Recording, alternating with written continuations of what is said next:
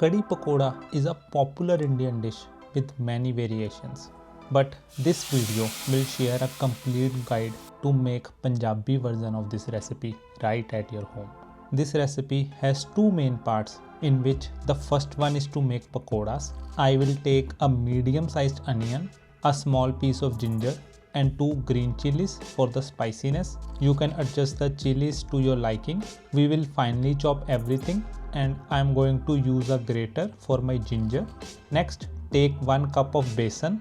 I have bought a weighing machine to show you the exact weight of besan I am using. Now add 1 teaspoon of salt, half a teaspoon of spicy red chili, 1 teaspoon of dhania seeds. Mix all of these spices using a whisk. We will now start adding water to this. You need exactly half a cup of water here. The amount of water should be half the amount of flour you are using. Add water in small portions to prevent lumps in the batter. It's very important that the batter is smooth, silky and not too watery. Otherwise you won't be able to make perfect shaped pakoras. Now add a pinch of turmeric powder and half a teaspoon of butter or desi ghee. Using a fat at this stage adds flavor to the final pakoras. Use the whisk continuously while adding the remaining water. We don't want any lumps in our batter. Once you add all the water and the batter is ready, add the chopped onions, ginger and green chilies and mix them in. We will mix all of these vegetables and let the batter sit for about 10 minutes. During these 10 minutes, the flour will settle a bit. Add a pinch of baking soda and mix it in. You can optionally use baking powder, but you have to use a bit more, something like 1/4 teaspoon. With this, your batter to make pakoras is ready. We are going to fry our pakoras, so keep the oil on medium heat and wait until it's hot. You will need the oil temperature between 140 to 150 degrees Celsius. If you don't have a thermometer, simply drop a cumin seed in the oil. If it comes to the top, your oil is ready. Here is a secret trick to make oil-free pakoras. Take out 1 tablespoon of hot oil and mix it with your batter. This will ensure your pakoras are much less oily. You can use 2 spoons just like I have used here, or you can use your hand to make the pakoras. My frying pan was quite small, so I am going to make them in multiple batches. But if your pan is big, you can make all of your pakoras in a single batch. Once they start turning light brown, try not to overcook them and just take them out from the oil. You can keep them on paper towel to remove any extra oil. In the same manner, I am going to work on the second batch. While these are frying, I can cut one and show you the inside. You can see these pakoras are well cooked and the best part is they are not very oily. Now I will remove the second batch from the oil as they have started turning brown. You can make a big batch of pakoras at a time and eat them as a snacks with chutney. If you follow this same technique as I have shown in this video, your pakoras will turn out to be oil free and you can enjoy them on their own.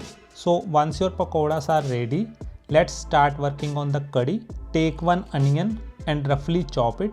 Take 2 green chilies for the spiciness and chop them as well. Take 1.5 cup of yogurt and half a cup of besan, which is around 3 tablespoons of flour. We are going to add both of these to a blender jar and blend them for a few seconds.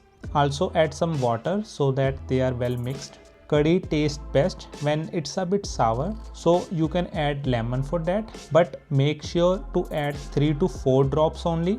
If your yogurt is already sour, you do not have to add lemon here. It's always best to taste your yogurt before you make curry. If you don't have a blender, use a whisk to mix these ingredients. Now take a pressure cooker and add 3 tablespoons of oil. This is the leftover oil from frying. Add 1 tej patta, 1 teaspoon of methi dana, 1 teaspoon of rye, 1 dry red chili and 10 to 12 curry leaves. Always prefer a pressure cooker over a pan while making this recipe. The cylindrical shape of pressure cooker have small opening which help with making curry. Now add your onion and green chilies to the oil and saute them for hardly 2 minutes. Now add 1 tablespoon of ginger garlic paste, 1/3 teaspoon of haldi and 3/4 teaspoon of spicy red chili. Add a bit of water so that our spices do not burn. Mix everything for around 2 minutes. Now add the blended yogurt along with 4 to 5 cups of water.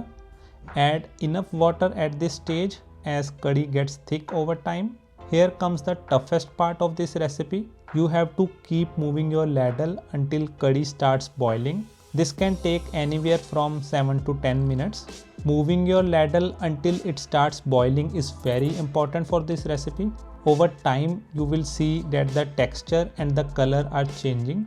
During this process, your arm will start aching.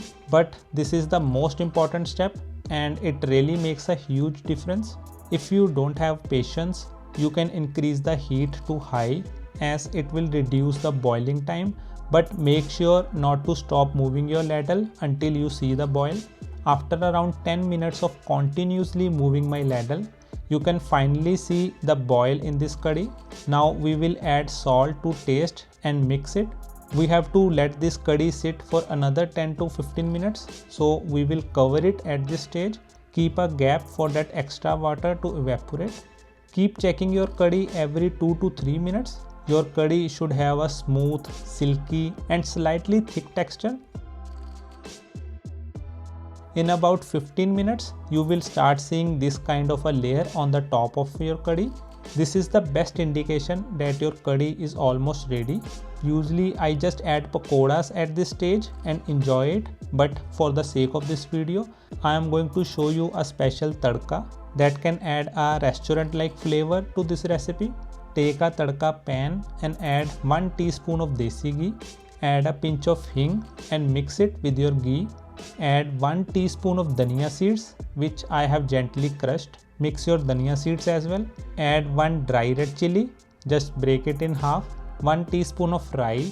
Add a few curry leaves as they give a very good flavor to this recipe. Some people also like adding chopped garlic, but it's optional and I have already added ginger garlic paste. Turn off the heat and add 1 teaspoon of Kashmiri chili for flavor and color. Now add your tadka to your curry and take out any leftover in your pan. This tadka will add a very refreshing restaurant-like taste and fragrance to your curry.